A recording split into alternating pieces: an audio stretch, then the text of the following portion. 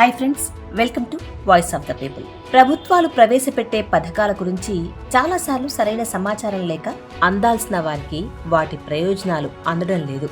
ఇదిగో ఇప్పుడు కేంద్ర ప్రభుత్వం తీసుకొచ్చిన జాతీయ కుటుంబ లబ్ధి పథకం కూడా అలాంటిదే.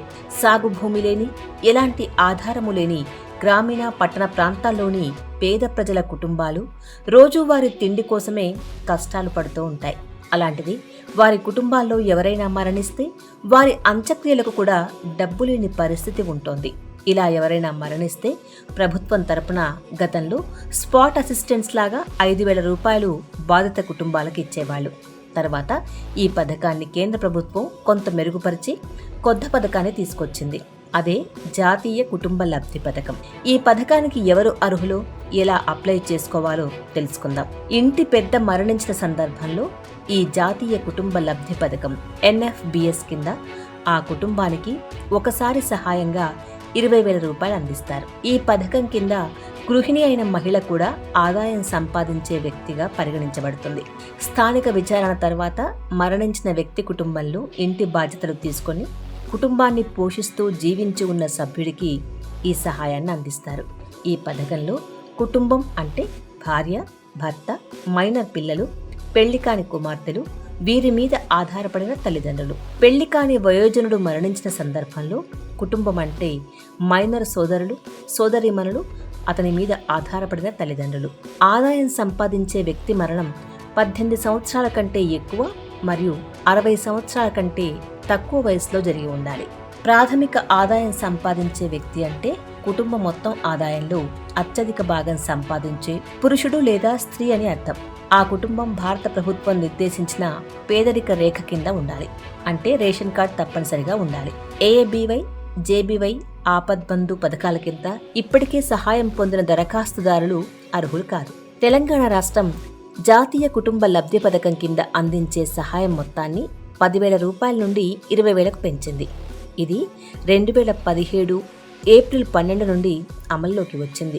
అయితే ప్రస్తుతం ఈ పథకానికి అవసరమైన మొత్తాన్ని కేంద్ర ప్రభుత్వమే విడుదల చేస్తోంది. ఈ పథకానికి అర్హత కలిగిన కుటుంబాల్లో కూడా లబ్ధిదారుల ఎంపికలో ఎలా ప్రయారిటీ ఇస్తారంటే SC/ST కుటుంబాలు మొదటి వరుసలో ఉన్నాయి.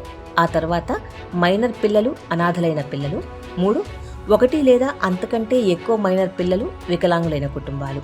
4, ఒకే బిడ్డ ఆడపిల్ల అయిన కుటుంబాలు. 5, 1 లేదా అంతకంటే ఎక్కువ మైనర్ పిల్లలు, అందరూ ఆడపిల్లలైన కుటుంబాలు. 6, ఒకే బిడ్డ ఉన్న కుటుంబాలు. 7, వయోజన పురుష సభ్యుడు లేని కుటుంబాలు. 8, మైనార్టీలు మరియు BC, OC వర్గాలకు చెందిన కుటుంబాలు. దరఖాస్తుదారు NFBS మంజూరు కోసం సంబంధిత తహసీల్దార్ కార్యాలయంలో స్వయంగా దరఖాస్తు ఫామ్ని ఇవ్వాల్సి ఉంటుంది. ఇందుకు అవసరమైన డాక్యుమెంట్స్ ఏంటంటే 1, ఆధార్ కార్డు, 2, మరణ ధృవీకరణ పత్రం, 3, బ్యాంక్ పాస్బుక్, 4, మరణం ఎలా సంభవించిందనే దానిపై అఫిడవిట్, సాధారణ మరణమా లేక ప్రమాదంతో జరిగిన మరణమా, 5, రేషన్ కార్డు, 6, కుటుంబ సభ్యుల ధృవీకరణ పత్రం, 7, కుల ధృవీకరణ పత్రం కాపీ, 8, AABY, JBY సహాయం అందిందా లేదా అనే విషయమై IKP నుండి ఎలాంటి అభ్యంతరం లేదనే పత్రం. ఈ పథకం కింద తెలంగాణ రాష్ట్రంలో సంవత్సరానికి 7,794 మందికి సహాయం అందిస్తారు. అయితే ఈ సంవత్సరం తెలంగాణ రాష్ట్ర ప్రభుత్వం గ్రామీణ పేదరిక నిర్మూలన సంస్థ ద్వారా 2020 జనవరి నుండి ఇప్పటి వరకు అర్హులైన కుటుంబాలను ఎంపిక చేసి సహాయం అందించాలని నిర్ణయించింది. అంటే దాదాపు 40,000 మందికి ఈ సహాయం పొందే అవకాశం ఉంది. ఇంత పెద్ద రాష్ట్రంలో ఇంత తక్కువ మంది కానీ మనకు అనిపించవచ్చు. కానీ గత 10 ఏళ్లుగా నిజంగా ఈ పథకం అమలు చాలా బలహీనంగా ఉంది.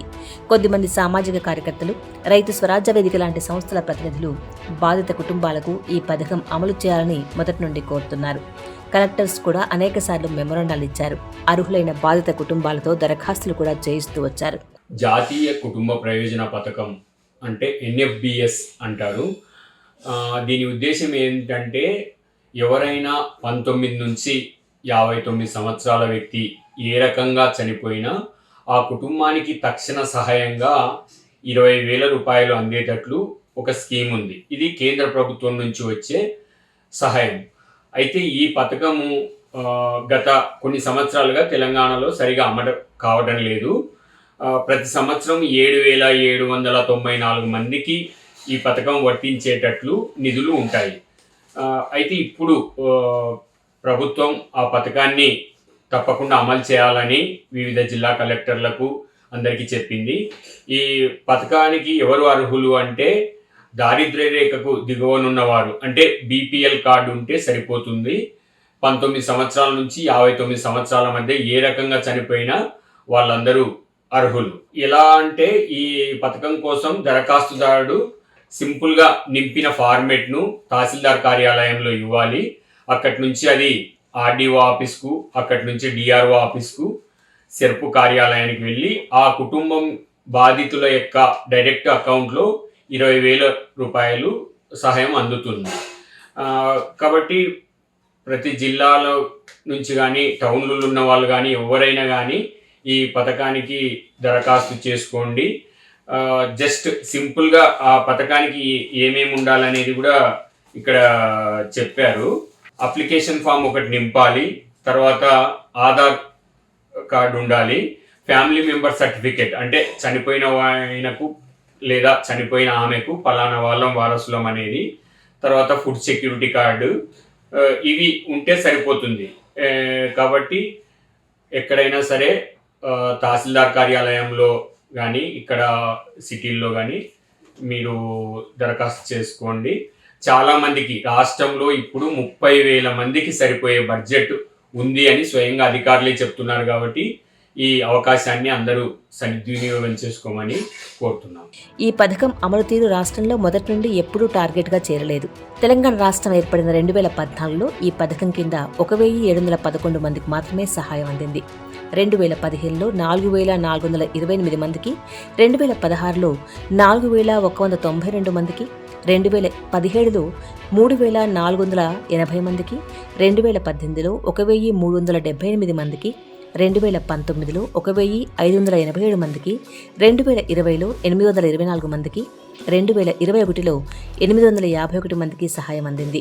రాష్ట్రం ఏర్పడిన కొత్తలో ఈ పథకం కింద లబ్ధిదారుల సంఖ్య కొంత ఎక్కువగానే ఉన్న 2018లో రైతు బీమా పథకం మొదలయ్యాక ఈ ఎన్ఎఫ్బిఎస్ పథకాన్ని పూర్తిగా మూలకు పడేశారు. కాంగ్రెస్ ప్రభుత్వం వచ్చిన 2023 డిసెంబర్ నుండి 2025 మార్చి వరకు 732 మంది మాత్రమే లబ్ధిదారులుగా ఉన్నారు. గ్రామీణ పేదరిక నిర్మూలన సంస్థలో పనిచేసే రైతు స్వరాజ్య వేదిక సేకరించిన సమాచారం ప్రకారం 2025 జనవరి 1 నుండి జూన్ 30 నాటికి అత్యధికంగా కరీంనగర్ జిల్లాలో 582 మందిని, జనగామ జిల్లాలో 303 మందిని, హైదరాబాద్ జిల్లాలో 212 మందిని, ఆదిలాబాద్ జిల్లాలో 87 మందిని, నల్గొండ జిల్లాలో 14 మందిని, పెద్దపల్లి జిల్లాలో 9 మందిని, సిద్దిపేట జిల్లాలో 21 మందిని, వనపర్తి జిల్లాలో 25 మందిని, యాదాద్రి భువనగిరి జిల్లాలో 59 మందిని, రాజన్న సిరిసిల్ల జిల్లాలో 5గురిని, జగిత్యాల జిల్లాలో 3గురిని, ఖమ్మం జిల్లాలో 8 మందిని, నిజామాబాద్ జిల్లాలో 1, సంగారెడ్డి జిల్లాలో 9 మందిని, మహబూబ్ నగర్ జిల్లాలో 5గురిని, మంచిర్యాల జిల్లాలో 1, ములుగు జిల్లాలో 6గురిని, మొత్తం 1,350 మందిని మాత్రమే ఎంపిక చేశారు. మొత్తంగా ఈ కుటుంబాలకు 2,70,00,000 రూపాయల సహాయం అందనుంది. ఈ పథకం కింద 16 జిల్లాల్లో ఒక్కరిని కూడా ఎంపిక చేయలేదు. ఈ నేపథ్యంలో అన్ని జిల్లాలలో పేద శ్రామిక కుటుంబాలతో పనిచేసే సంఘాలు, వ్యక్తులు పూనుకొని ఈ పథకం లబ్ధిదారులుగా మార్చడానికి సీరియస్గా పనిచేయాల్సిన అవసరం ఉంది. 1 ఎకరం భూమిలో కనీసం 15,000 కూడా నికర ఆదాయం లేని చోట ఉపాధి హామీ పథకంలో సంవత్సరానికి కనీసం 8,000 రూపాయలు కూడా కుటుంబానికి ఆదాయం రాని సందర్భంలో భూమి లేని పేద శ్రామిక కుటుంబాలకు ఈ పథకం కింద అందించే 20,000 కూడా ఎక్కువే అనేది సామాజిక కార్యకర్తలు, ప్రజా సంఘాలు, స్వచ్ఛంద సంస్థలు దృష్టిలో ఉంచుకోవాలి.